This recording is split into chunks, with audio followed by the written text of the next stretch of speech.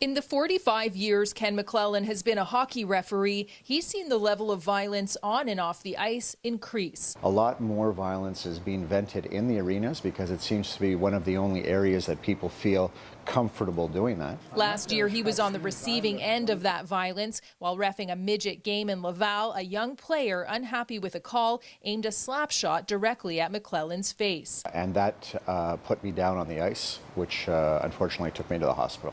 He was there for 3 days, had multiple operations, and couldn't work for a month. Noovo Info journalist Marie-Claude Paradis-Desfossés spoke to other referees with similar stories. The referees have the feeling that they didn't receive any help, any emotional support, or any financial support. People like Marie-Ève Robichaud, who took a puck to the mouth while reffing a junior game in St. Jerome last year. Her memory of the incident is hazy, but afterwards she suffered physically and mentally and was diagnosed with PTSD.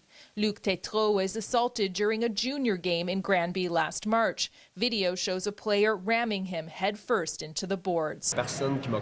He says no one contacted him afterwards to see how he was doing. McClellan also felt abandoned. There's like a conspiracy of silence when a referee gets injured. Nobody reaches out to you. Nobody tries to assist you. A recent study by HEC Montréal found 85% of Quebec refs have experienced verbal violence on the ice. 45% have experienced physical violence.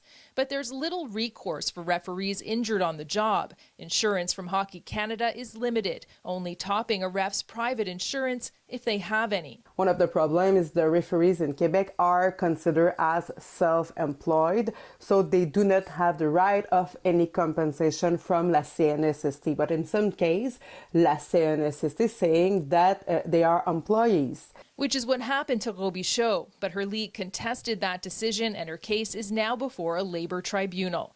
McClellan says he's lucky he has private insurance. He also went through small claims court and eventually settled out of court for $15,000. Tétrault filed a police report, but the prosecution didn't press charges against the player.